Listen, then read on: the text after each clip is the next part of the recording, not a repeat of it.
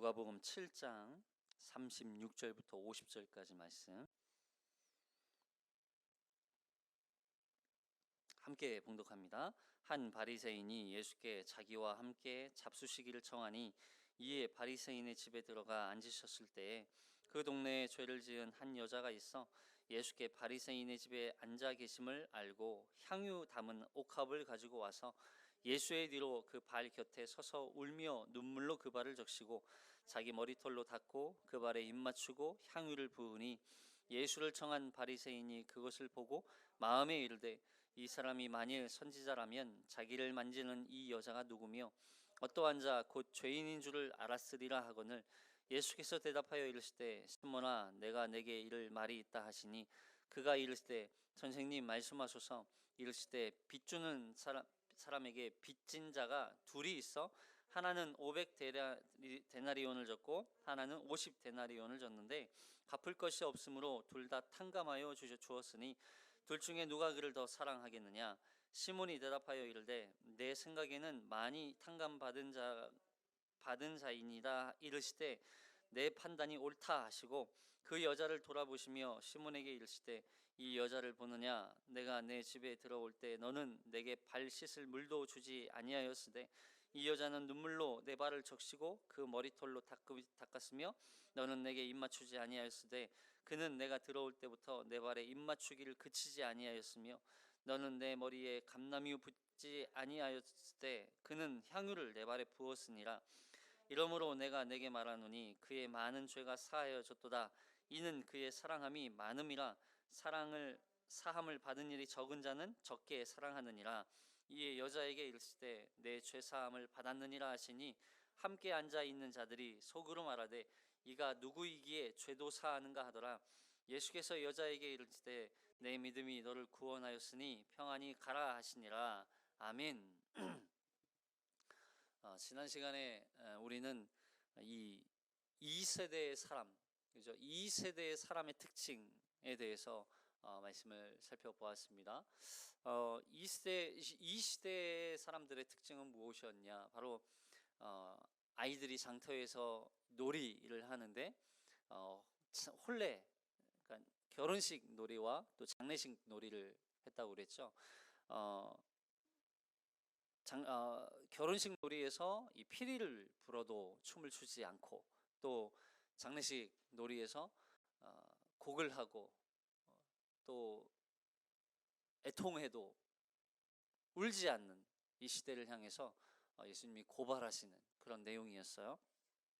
결국 이 시대는 세례 요한의 가르침에도 듣지 않고 또 예수님의 가르침도 듣지 않고 따르지 않는 그런, 결국 그들이 그런 예수님의 세례 요한의 가르침을 듣지 않고 거기에 걸려 넘어졌던 이유가 뭐였어요? 올무에 걸려 넘어진 이유가 뭐였어요? 결국 그들은 자기의 어떤 성공이나 부유함이나 또 세상적인 그런 의식, 또 자기의라고 하는 그런 교만함으로 인한 올무로 인하여 그들이 넘어졌다는 것이죠. 때로는 물질로 인해서도 우리가 넘어질 수 있어요. 그래서 결국 그 물질을 붙잡고 있는 순간 우리는 예수님의 가르침을 아무리 진리의 말씀을 가르치고 아무리 충격적인 이야기를 하더라도 우리는 그 음성을 듣지 못하는 그런 이 시대와 같은 백성들이 된다는 것이죠.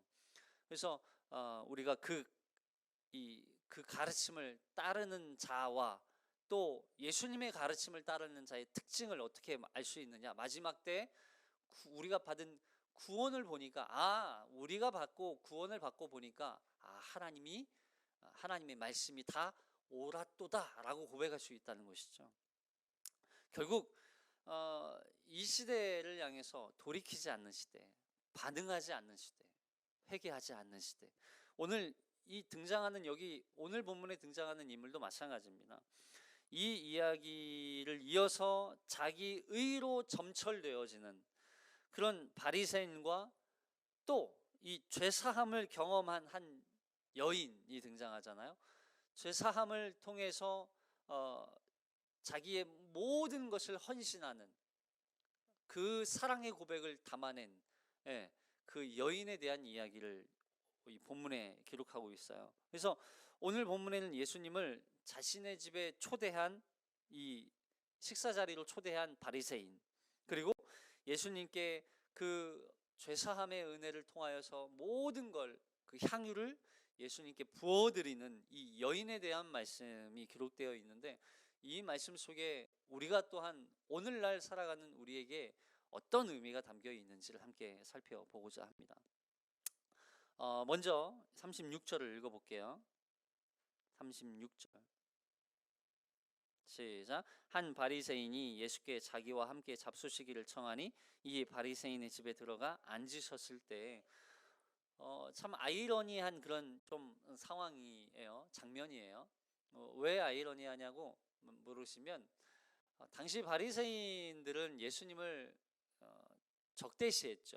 예수님을 거절하고 거부했어요. 근데 예수님을 자기 집으로 초청해요, 바리새인이. 그리고 바리새인의 집에서 예수님이 함께 식사를 하고 계시는 장면이에요.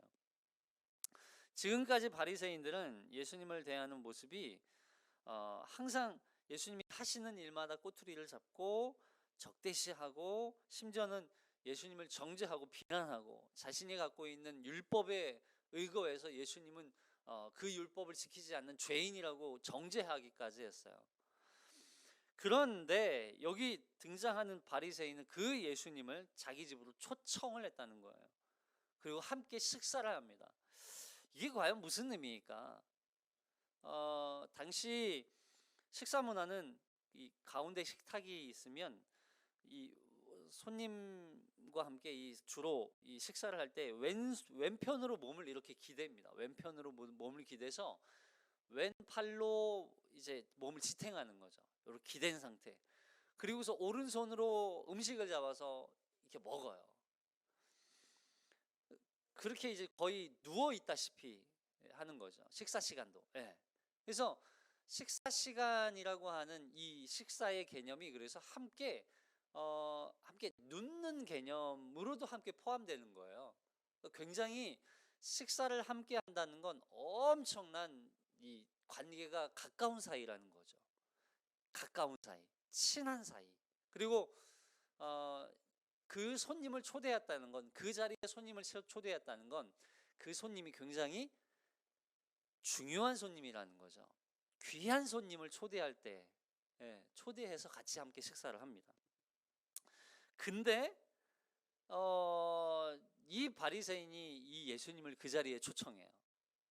예수님을 지금 굉장히 귀하게 여기든지, 아니면 바리새인이 다른 의도를 갖고 있었다는 것을 우리는 짐작할 수 있겠죠. 둘 중에 하나예요. 예수님을 정말로 귀하게 여기고, 예수님을 정말로 구주로 생각하고 영접하고 예수님을 믿고 따르기로 작정했든지, 아니면 그 속마음이 다른 의도가 있었든지. 어떻게 보세요? 본문 전체를 보니까 전자예요, 후자예요? 후자입니다. 후자. 그건 아닌 것처럼 보여요. 앞서서 5장에서 레이라는 이 세리를 만났을 때, 이 레이가 예수님께 이 식사를 초대하죠. 그때 장면과 굉장히 좀 분위기가 달라요. 우리 5장 27절 한번 볼게요.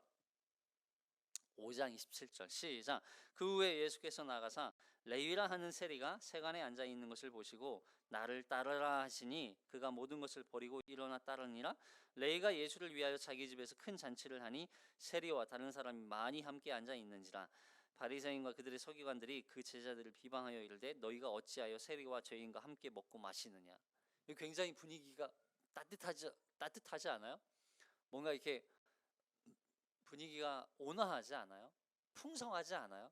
근데 오늘 본문은 굉장히 냉랭해요. 차가워요. 왜냐하면 여기 바리새인의 이름이 등장해요. 어디에 보면 40절에 보면 바리새인의 이름이 등장합니다. 시몬이라 하는 이름의 바리새인이라고 되어 있어요.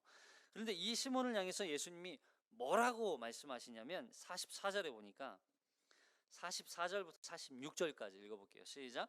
그 여자를 돌아보시며 시몬에게 이르시되 이 여자를 보느냐? 내가 내 집에 들어올 때 너는 내게 발 씻을 물도 주지 아니하였을 때 이 여자는 눈물로 내 발을 적시고 그 머리털로 닦았으며 너는 내게 입맞추지 아니하였을 때 그는 내가 들어올 때부터 내 발에 입맞추기를 그치지 아니하였으며 너는 내 머리에 감람류를 붓지 아니하였을 때 그는 향유를 내 발에 부었느니라.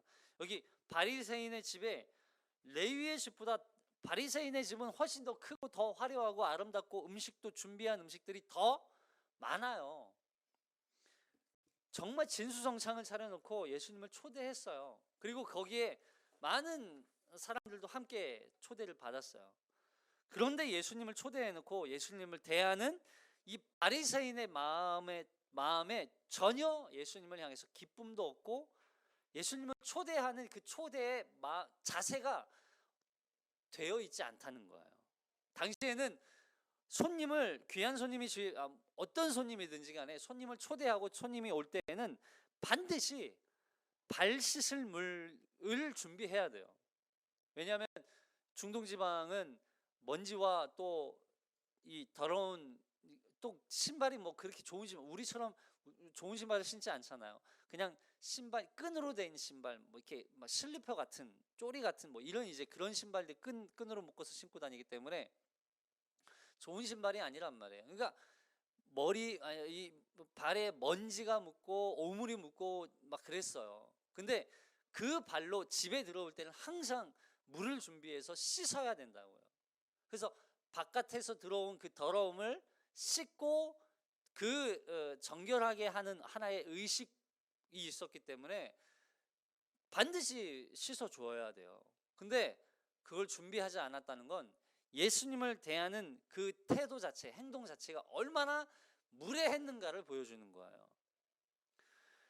그리고 예수님의 발에 입 맞추지도 않았어요. 당시에는 이제 서로 평화의 인사라고 해서 서로 볼에 입을 맞췄잖아요. 그래서 이 당시 고대 근동 사람들의 이 인사법이었어요. 평화의 인사였어요. 평화의 인사. 당신과 나는 화평한 관계입니다. 친한 사이입니다. 그런 표현으로 입맞춤을 했다고요. 근데 이 바리새인은 예수님께 입맞춤을 하지도 않았다. 그러니까 결국 바리새인은 예수님을 메시아, 구원자 뭐 어떤 그런 개념으로 예수님을 초대하고 초청한 게 아니었었던 거예요. 결국 시몬이라는 이 바리새인은 예수님을 그런 구원자 메시아로 믿지 않았다는 걸 증명해 주는 거예요. 오히려 예수님을 자기 집에 초청해 놓고 오히려 예수님이 이 자기 집에 왔다는 것을 사람들에게 자랑하고 싶었을 수도 있어요. 아니면 예수님을 어떤 올무와 같은 그런 올무를 놓아서 예수님을 이렇게 걸려 넘어지게 만들기 위한 어떤 수단으로 이용했을 수도 있는 거죠. 자기 자신을 과시하고 싶은 것이었을 수도 있고요. 예수님을 시험하고자 하는 그런 의도가 있었을 수도 있어요. 자, 그런데 그 자리에 누가 들어와요? 굉장히 또 아이러니한 참 어색한 한 여인이 등장합니다. 여기 37절을 읽어볼게요. 37절 시작. 그 동네에 죄를 지은 한 여자가 있어 예수께서 바리새인의 집에 앉아 계심을 알고 향유 담은 옥합을 가지고 와서 그 동네에 죄를 지은 한 여자가 있대요. 여기 바리새인이 예수님을 초청해서 함께 식사하고 계신다는 그 소식을 들었다는 거죠. 그래서 그 소식을 듣고 이 한 죄 많은 한 여인이 바리새인의 집에 들어옵니다. 여기 보세요. 죄를 지은 한 여자. 여기 죄를 지은 한 여자라는 말이 어떤 의미로 다가오세요?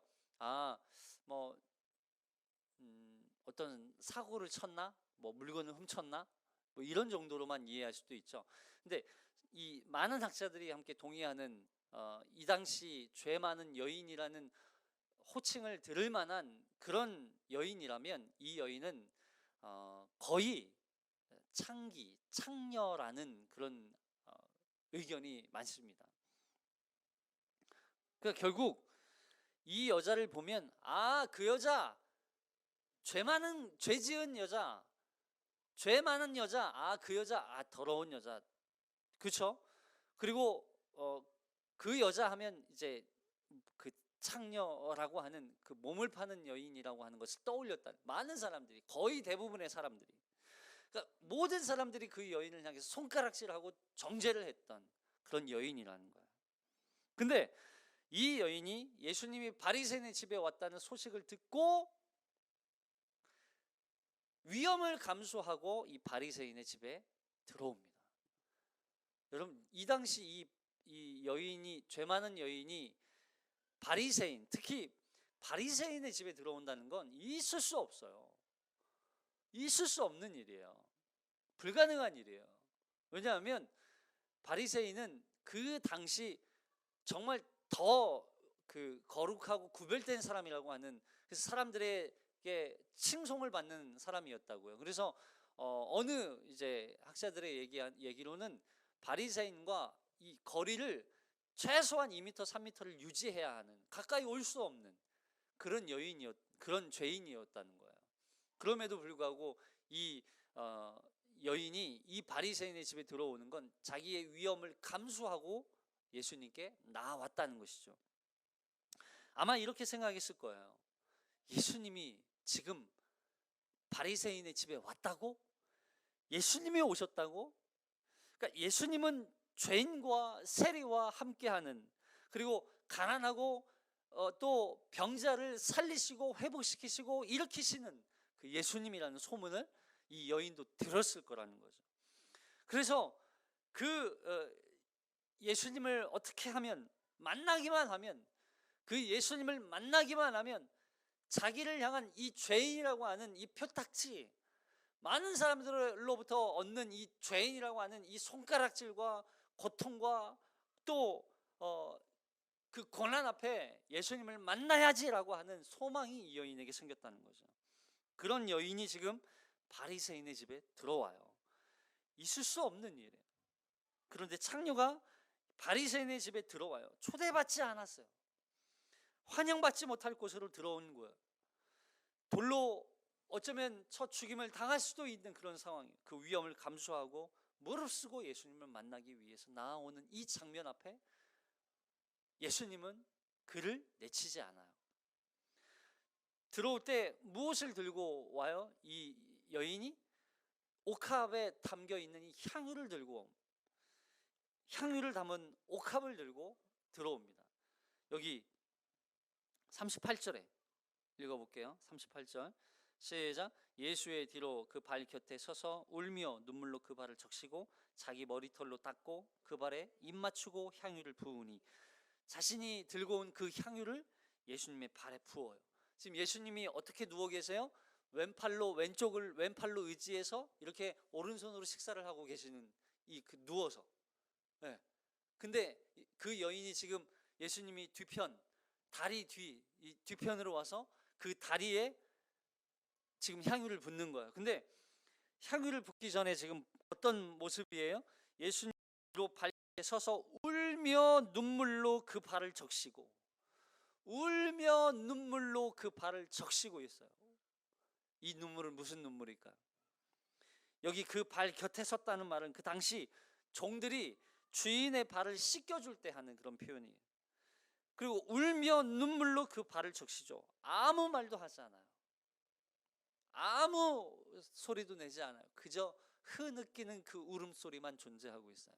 예수님 앞에 와서 예수님, 저는 죄인입니다 라고 하는 그런 고백도 하지 않아요. 예수님 앞에 아무 말도 할 수 없는 이 죄인, 여인의 이 애달픈 사연, 그 고달픈 사연 앞에 예수님을 만나고 있는 거예요. 사람들로 하여금 자신이 범한 죄에 대해서 죄인이라는 그 낙인을 찍혀서 살아오는 그 여인의 삶의 모습을 한번 생각해 보세요. 손가락질 받으면서도, 그리고 생계를 위해서 어쩔 수 없이 또다시 그 죄의 현장으로 자신의 몸을 팔아야 하는 그 현장으로 나아가는 이 여인의 삶의 생계를 한번 생각해 보라는 거예요. 그렇게 내몰려서 소외와 박해와 비참한 가운데 내몰려 정말 그럼에도 불구하고 벗어날 수 없는 그 여인의 삶의 환경, 그 현실 속에서 그 고통과 또 그 괴로움 가운데 살아가는 그 자신을 어떻게 하면 해방할 수 있는, 벗어날 수 있는지, 그 고통과 괴로움 가운데서 벗어나게 하실 수 있는 분은 오직 예수님 한 분밖에 없다는 그 고백 앞에 서는 거예요. 지금 그녀는 자신을 생각할 때 그 자신에 대해서 쓸모없고 무력하고 정말 절박하고 아무것도 없는 그런 nothing, 아무것도 없다는 것을 발견하게 되는 것이죠. 그리고 예수님 앞에 결국 눈물을 흘리며 그 자기의 머리를 풀어서 예수님의 발을 닦아요. 여러분 이거 보세요. 자기의 머리를 풀어서 마치 걸레인 것처럼, 예수님의 그 더러워진 발을 눈물로 닦고 또 눈물로 씻으며 자기의 머리가 걸레인 것처럼 예수님의 발을 닦아내요. 여러분 그 당시에 여인에게 머리는요 수치의 상징입니다. 수치. 머리를 푸른다, 머리를 자른다, 이거는 자신의 수치를 드러내는 거였어요. 자신의 정말 드러낼 수 없는 그런 수치를 그냥 까발리는 거예요. 그 당시에는. 물론 지금은 머리를 다 풀어 또 머리를 짧게 하기도 하고 또 머리에 치장을 하기도 하고, 근데 그 당시에는요 머리를 정말 소중하게 여겼어요. 그 머리를 풀어 예수님의 발을 닦아내는 걸레로 사용하는 그 여인의 그 모습을 한번 상상해 보라는 거죠. 그 수치를 무릅쓰고 머리를 풀어 자신이 할 수 있는 모든 방법으로 여인의 사랑을 예수님께 표현하고 있는 거예요. 예수님께 사랑을 표현할 방법이 없어서 예수님의 발에 입을 맞춰요. 여기 입을 맞춘다는 이 표현이 그냥 한번 쪽 했다는 그런 표현이 아니에요. 계속 지속적으로. 그래서 여기 보면 여기 45절에 보면 너는 내게 입 맞추지 아니하였을 때 그는 내가 들어올 때부터 내 발에 입 맞추기를 그치지 아니하였. 입 맞추기를 그치지 않았다는 거예요. 입 맞추기를 그치지 않았다. 그래서 계속. 그래서 어떤 번역으로는 이 입 맞췄다는 표현이 숨이 막히도록이래요. 숨이 막히도록. 우리가 정말 이런 이제 아이들을 사랑하고 또 아이들을 볼 때 너무 예쁘고 그래서 막 뽀뽀를 해주잖아요. 막 깨물어주고 싶고 막 사랑스러워서, 너무 사랑스러워서 그 사랑의 표현하고 같은 거죠. 아이를 막 뽀뽀하고 비벼대고 막 너무 예쁜 그 사랑의 표현할 방법이 없어서 키스를 하는 거죠. 그 여인이 지금 예수님을 향해서 그런 표현으로 지금 예수님을 키스하고 있는 거예요. 반복적으로 키스를 하고 있는 거예요. 그리고 그녀는 준비해오는 향유를 예수님의 발에 부어요. 당시 향유는 값비싼 정말 너무나 귀한 물품이었어요. 이 여인에게 향유는 어떤 향유였을까요? 여러분 자기의 전부였을 거예요. 자기의 몸을 희생시켜서, 여러분 몸뿐이었겠어요? 이 여인이 자기의 몸만 희생했겠어요? 자기의 전 인격과 전 마음과 전 뜻과 전부를 희생시켜서 얻은 향유였어요. 그 모든 것을 함축해서 향유가 된 거예요. 근데 그 향유를 지금 예수님께 부어요. 이 여인에게 향유는 생명과도 같은 거였죠. 근데 그 생명을 예수님께 부어요. 예수님께 드려도 아깝지 않은 거예요. 그런데 그 향유를 예수님께 드리더라도 정말 그 어떤 것과도 비교할 수 없는 거예요. 아끼지 아니하고 기쁨과 감사와 사랑과 헌신의 고백이 그 앞에 담겨 있는 거예요. 왜요? 예수님 때문에. 여러분 사실 이게 예배가 돼야 돼요. 우리의 예배는요 예수님께 우리가 가지고 있는 가장 최고의 것을 하나님 앞에 예수님께 드리는 거예요. 이게 예배예요. 근데 그걸 아끼지 아니하고 더 드리고 싶을 만큼 정말 나에게 있어서 최고의 것을 예수님 앞에, 하나님 앞에 드리는 거, 이게 바로 예배란 말이에요. 지금 이 여인은 예수님을 예배하고 있어요. 자신이 할 수 있는 최고의 방법으로 우리는 그런 예배를 지금 드리고 있냐는 거예요. 근데 이 모습을 옆에서 지켜보던 바리새인이 속으로 예수님을 향해서 이렇게 생각하고 있어요. 여기 39절에 보니까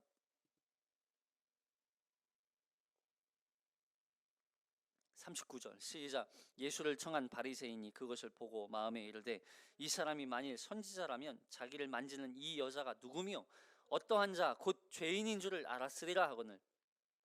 이게 무슨 얘기냐면 예수님은 이 여자가 누구이고 어떤 죄인이라는 걸 아실 텐데 라고 생각했다는 거야. 물론 아시죠. 예수님도 이 여자가 누군지. 왜 이 죄 많은 여자가, 이 창기가, 이 창녀가 예수님을 만지고 예수님 앞에 가까이 하고 있는데 왜 가만히 두냐는 거예요. 왜 내쫓지 않으시냐는 거예요. 예수님 스스로 예수님에 대해서 선지자라, 예수님이 이 땅에 온 하나님의 아들이라 이렇게 말하면서도 왜 예수님은 이 죄 많은 여인을 가까이 하고 있냐는 거예요. 내쳐야지. 죄 많은 여인과 함께 할 수 없다는 걸 왜 가만히 있냐는 거예요. 지금 당시 이 죄 많은 여인, 창녀는 사람 취급도 하지 않았을 뿐만 아니라 죄인 취급했기 때문에 그냥 이 여자는 죄인이에요. 가까이 하면 안 돼요. 가까이 하면 내가 죄가 옮겨와요. 그래서 더러워져. 나도 부정해진다고요. 그래서 가까이 하지 않았어요. 근데 그 죄 많은 여인과 부정한 여인과 가까이 해요. 예수님은. 그걸 보고 이 바리새인이 예수님을 속으로 생각하는 거야. 뭐지? 저 예수라고 하는 사람이 가만히 있네? 아, 이 예수도 별 볼 일 없는 사람이었구나. 선지자라고 하면서 죄인과 함께하는 이 형편없는, 정말 그냥 형편없는 사람이었구나 라고 하는 생각을 지금 하고 있었다는 거죠. 결국 이건 무슨 얘기예요? 이건요, 자신은 저 죄 많은 여인과 나는 다르다는 걸 가지고 있었는데, 그런 인식을 갖고 있었다는 거야. 바리새인은 나는 죄가 많지 않아, 나는 죄가 없어. 근데 저 여인은 죄가 많아.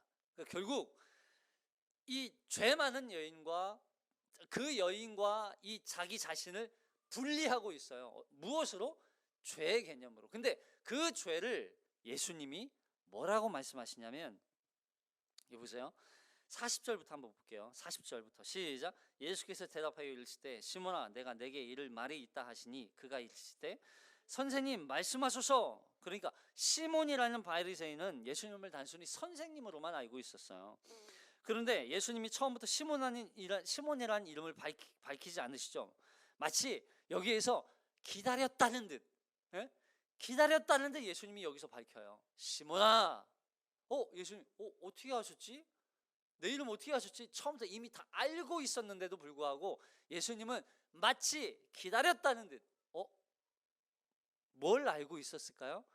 이 바리새인의 자기 의에 빠져 있는, 자기 의로 점철되어진 자기의 인생, 그리고 그 자기 의로 말미암아 사람을, 그 여인을 그 자기 의와 반대되는 어떤 개념으로 생각해서 그냥 그 여인은 부정한 여인, 죄 많은 여인, 그렇게 정죄해버리는 이 바리새인의 그 삶의 모습들을 지금 보여주고 있는 거죠. 나 알고 있었어. 네가 어떤 사람인지 난 다 알고 있었어. 네가 뭘 잘못한지 알아? 라고 말씀하시는 거예요. 시몬아. 이 시몬이 그래서 뜨끔하겠죠. 그럼 그 다음부터 말하는 거예요. 이르시되, 여기 41절부터 43절까지 시작. 이르시되 빚주는 사람에게 빚진 자가 둘이 있어 하나는 500데나리온을 졌고 하나는 50데나리온을 졌는데 갚을 것이 없으므로 둘 다 탕감하여 주었으니 둘 중에 누가 그를 더 사랑하겠느냐? 시몬이 대답하여 이르되 내 생각에는 많이 탕감받은 자이니이다. 이르시되 내 판단이 옳다 하시고.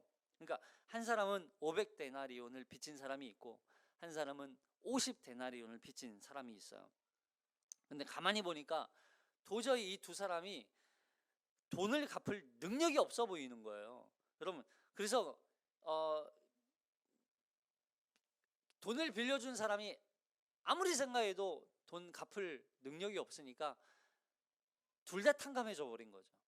그래서 둘 다 그냥 야 갚지 마 얘기했다는 거죠. 여기서 여보, 한 데나리오는 하루 노동자의 품삯이에요. 보통 그냥 10만 원이다 생각하면 여기 보세요. 50데나리오는 50일을 일해야 갚을 수 있는 돈이에요. 500데나리오는 며칠을 일해야 돼요? 적어도 500일을 일해야 갚을 수 있는 거예요. 거의 1년 이상을 일을 해야 갚을 수 있는. 그러니까 일반 노동자로서는 도저히 갚을 수 없는 돈이라는 거죠. 이자 갚기도 바빠요. 예? 근데 그 돈을 지금 탕감해 줬어요. 갚지 않아도 되게. 근데 만약에 이 돈을 갚지 않았으면 노예로 팔리든지 아니면 그가 그 생명으로 이 값을 대신해야 돼요. 그리고 물어보시는 거예요. 이 둘 중에 누가 그를 더 사랑하겠느냐. 이건 단순히 누가 더 고마워하겠느냐 그런 뜻이 아니에요. 이런 질문이 아니에요. 예수님은 지금 죄를 뭘로 비유해서 설명하는 거예요? 죄와 빚으로 설명하는 거예요. 빚진 것 이거는 죄다 이건 얘기예요. 죄는 빚진 거나 마찬가지다는 얘기예요. 그래서 죄란 빚진 거라는 거예요. 그런데 그 죄를 용서받았다는 거죠. 용서받았다는 거. 인간이 하나님께 범한 죄, 인간이 하나님을 향해서 지은 그 죄에 대해서는 어떤 노력과 어떤 대가를 지불하더라도 그 하나님을 향한 죄에 대해서는 갚을 수 없다는 거예요. 그 죄의 대가는 도저히 인간으로서는 갚을 수 없다는 거예요. 어떤 노력으로도 너무 무겁고 그 죄 너무 큰 죄여서 도저히 인간으로서는 그 죄를 갚을 수 없다는 거예요. 그런데 그 죄를 하나님이 그 전적인 자비하심과 은혜로 그 죄를 어떻게 했어요? 우리에게 다시 맡기셨어요? 아니요. 그 죄를 우리에게 탕감하셨다는 거예요. 탕감하셨다는 거. 그 우리의 죄를 사해 주셨다는 거예요. 그 이야기를 하는 거예요. 지금 도저히 갚을 수 없는 그 빚을 탕감받은 것처럼 하나님께 지은 우리의 이 죄에 대해서도 우리를 용서하시고 죄를 사해 주셨다는 걸 말하는 거예요. 그래서 누가 더 사랑하겠느냐? 누가 더 사랑하겠어요? 하나님께 사랑을 받은 만큼 사랑하는 거예요. 하나님께 용서받은 만큼 사랑한다는 거죠. 근데 여기서 보세요. 여기서 사랑한다는 말은 단순히 고백만 하는 게 아니에요. 예수님께 사랑을 고백하면서 감사와 헌신으로 이어지는 것이 바로 사랑이라는 거죠. 이 여인처럼 이 여인이 죄사함을 받고 나니까 뭐가 보이는 거예요?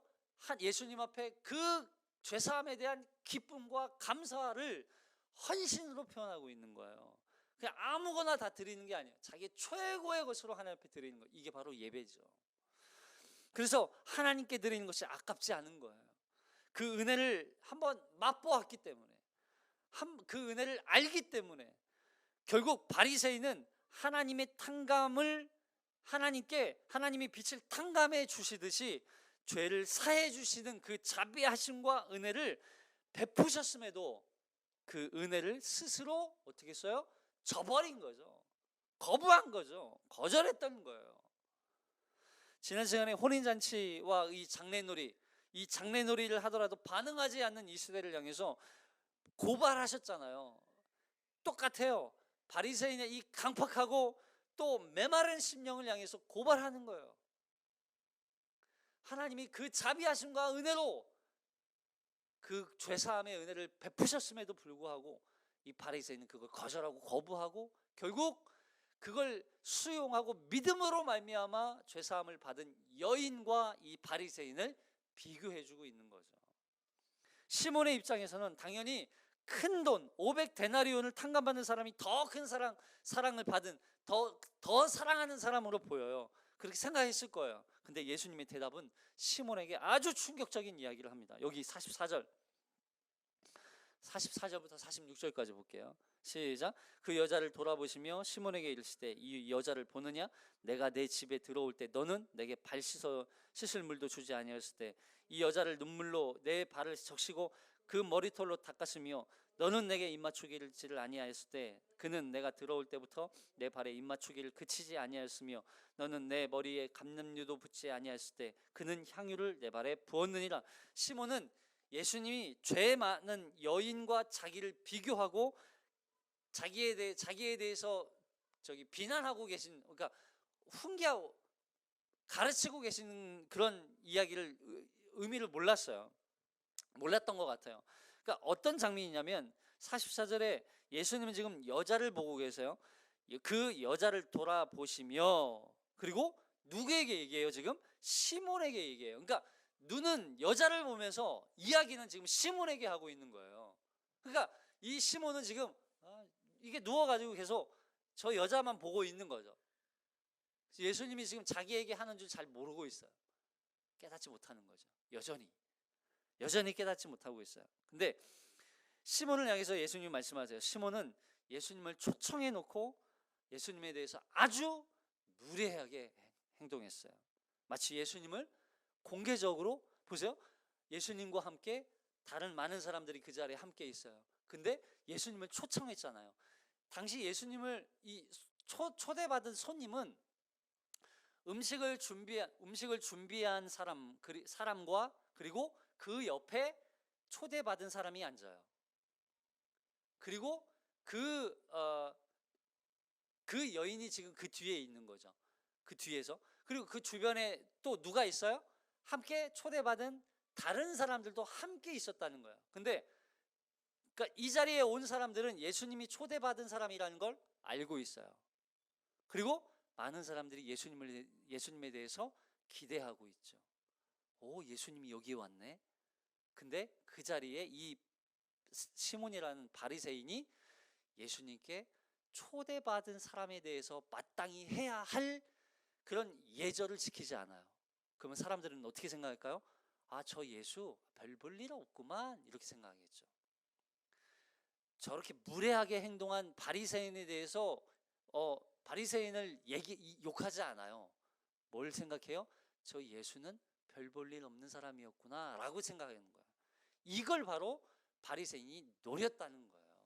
그래서 바리새인은 이 예수님을 하여금 예수님은 구원자가 아니야, 예수님은 그런 선지자가 아니라는 걸 증명하고 싶었던 거예요. 자, 그러자 이 47절에 보니까 40절에 시작. 이러므로 내가 내게 말하노니 그의 많은 죄가 사하여졌도다. 이는 그의 사랑함이 많음이라. 사함을 받은 일이 적은 자는 적게 사랑하느니라. 이에 여자에게 이르시되 내 죄사함을 받았느니라 하시니, 여기 죄사함을 받았다는 말은 예수님이 공식적으로 죄사함에 대해서 선언하시죠. 죄사함을 받았다는 말은 과거에 이미 죄사함을 받았고, 누구로 말미암아? 예수 그리스도께서 죄사함을 받았느니라라고 말씀하신 순간부터, 그리고 지금 그 혜택이 지금도 여전히 유효하다는 거예요. 그리고 앞으로도 유효하다는 거예요. 우리가 그리스도를 믿는 그 순간 우리의 과거의 죄나 또 현재의 죄나 앞으로의 모든 죄에 대해서도 그 용서가, 그 혜택이 유효하다, 동일하다는 거예요. 이것이 바로 십자가의 능력인 거예요. 그리고 그의 많은 죄가 사해졌다는 말은 그녀의 죄가 아무리 크고 아무리 무겁다 할지라도 예수님은 사하실 수 있다 없다? 사하실 수 있다는 거예요. 여러분, 이게 복음인 거예요. 여러분, 이 여인이 아무리 큰 죄를 진다 할지라도 하나님의 사랑은 그 사랑을 사하실 수 있는 사랑이라는 거예요. 그 여인은 이제부터 많은 사람들이 손가락질하고 정죄하고 비난하고 비방하더라도 예수님의 이 공식적인 선언을 통해서 더 이상 죄인이 아닌 거예요. 보세요. 이사야서 1장 18절 시작. 여호와께서 말씀하시되 오라 우리가 서로 변론하자. 너희의 죄가 주홍같일지라도 눈과 같이 희어질 것이요 진홍같이 붉을지라도 양털같이 희게 되리라. 이게 죄사함의 축복이란 말이에요. 우리가 아무리 붉은 죄, 아무리 무거운 죄, 아무리 큰 죄라 할지라도 예수님 앞에 가지고 나아가기만 하면 예수님이 용서, 죄사함을 받으라 라고 말씀만 하시면 우리의 과거의 죄, 현재의 죄, 미래의 죄 다 죄사함의 축복은 유효하다. 이게 바로 복음인 거예요. 할렐루야. 여기 그 여인이 사랑이 함이 많음이라 말씀하신 구절에 대해서 여러 논쟁이 많아요. 무슨 논쟁이냐면 여인이 죄사함을 받은 게 예수님을 사랑했기 때문이다 라고 하는 거예요. 맞아요, 틀려요? 이걸 맞는다고 이제 생각하시는 분들도 계시고 틀리다고 생각하시는 분들도 있어요. 그럼 하나님의 죄사함이 먼저예요? 여인의 사랑이 먼저예요? 죄사함이에요. 죄사함이 있을 때 그 죄사함으로 말미암아 뭐가 등장해요? 사랑이 등장하는 거예요. 보세요. 죄사함은요, 회개와 믿음이 발생할 때 비로소 진정한 사랑이 발생하게 되는 거예요. 오해하시면 안 돼요.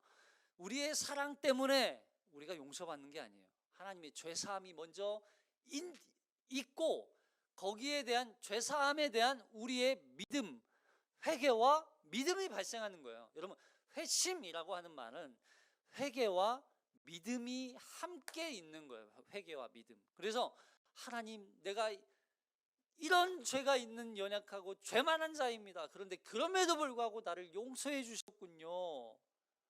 그래서 그 예수님의 사랑과 희생과 그 죽으심과 부활과 예수님의 능력, 보혈의 능력을 내가 믿습니다 라고 하는 믿음이 우리에게 발생되는 거예요. 그래서 그 믿음도 나로부터 주어진 게 아니라 외부로부터 주어지는 거예요. 성령으로 말미암아, 하나님의 은혜로 말미암아 은사로 주어지는 거예요, 믿음은.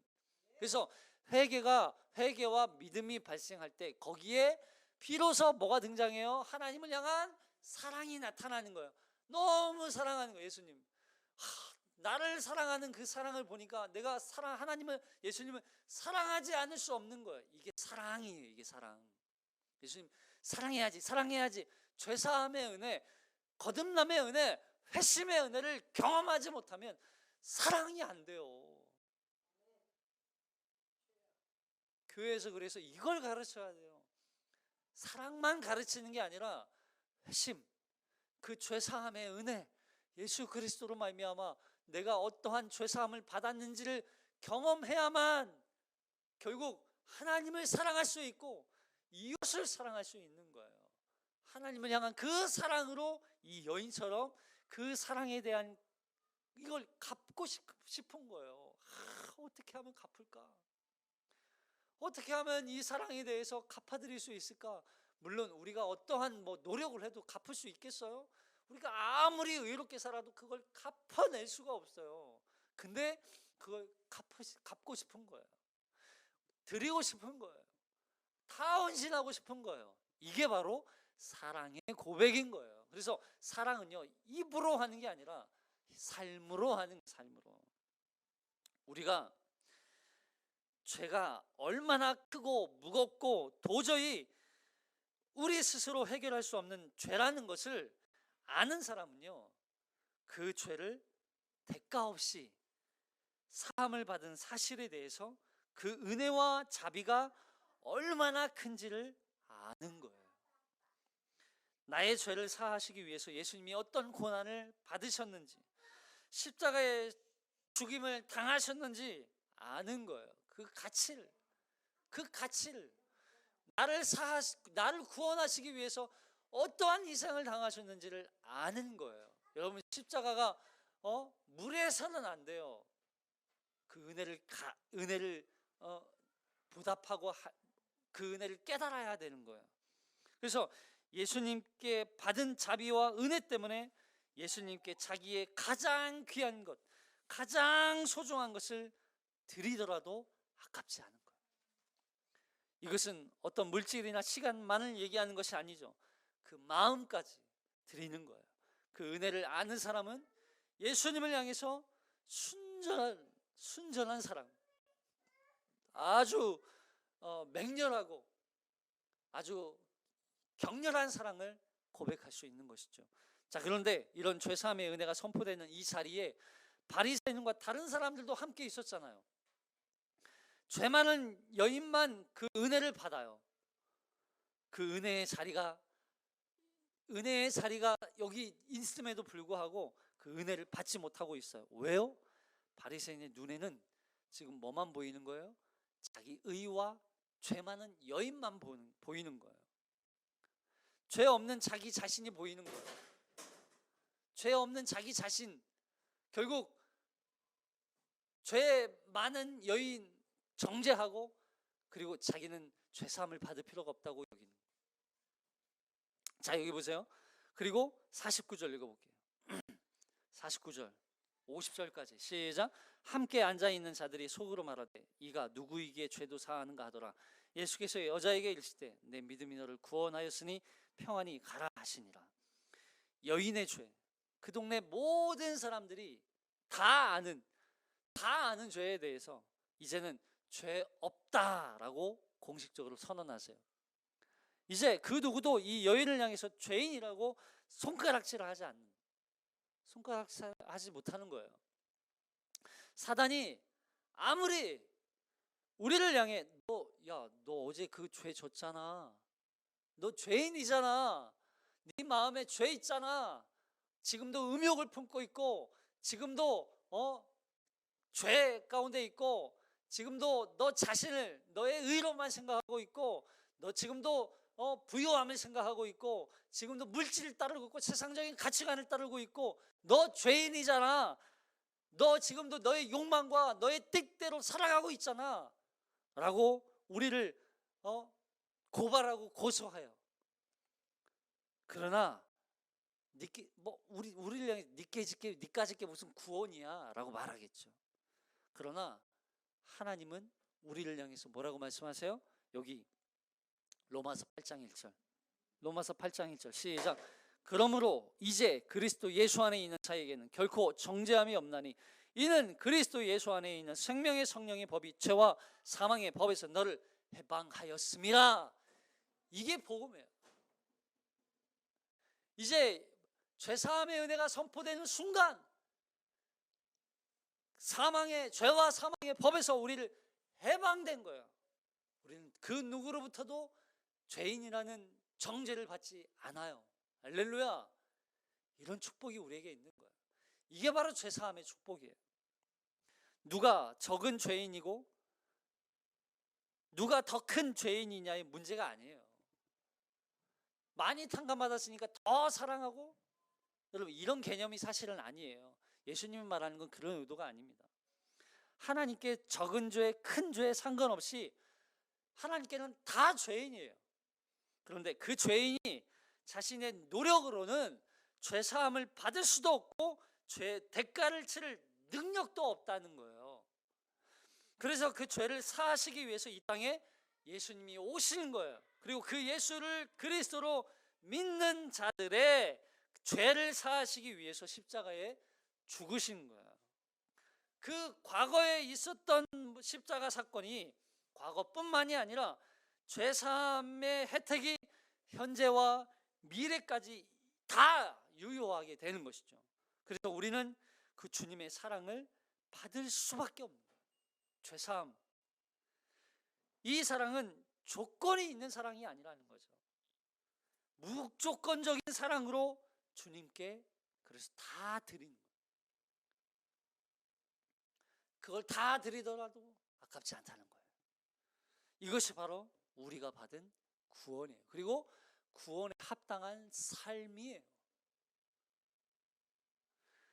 한순간도 주님의 십자가에서 이루신 그 죄사함의 은혜에 감격하지 않을 수가 없어요. 우리는 감사하지 않을 수가 없어요. 그 죄사함의 은혜를 기억한다면, 날마다 생각한다면 우리가 이걸 기억하는 거예요. 내가 어떠한 죄를 용서받았나, 이렇게 도저히 갚을 수 없는 죄인이라는 거, 하나님 앞에 아무것도 나의 노력과 나의 능력으로는 도저히 아무것도 갚을 수 없는 죄인이라는 사실을 깨닫고 그 앞에 그저 하나님 나를 불쌍히 여기소서 고백할 때 그 죄사함의 은혜가 우리 앞에 놓여 있는 것을 우리가 발견하는 거죠. 그리고 결국 그것을 회개와 믿음으로 말미암아 그걸 취할 때 하나님을 향한 사랑의 고백이 우리를 통해서 나타날 수 있는 거예요. 바리새인의 삶에는 그런 고백이 없어요. 여러분, 바리새인의 삶을 사시겠습니까?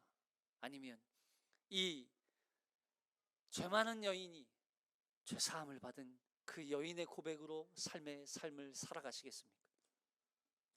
우리 앞에 한 주의 삶이 또다시 주어졌습니다. 누가 그를 더 사랑하겠느냐? 그 죄사함의 은혜를 다 기억하고 죄사함의 축복이 우리 삶 가운데 기쁨과 감사로 나타나 한 주간도 승리하며 감사함 가운데 기쁨 가운데 살아내는 저와 여러분이 되시기를 주님의 이름으로 축복합니다. 기도하겠습니다.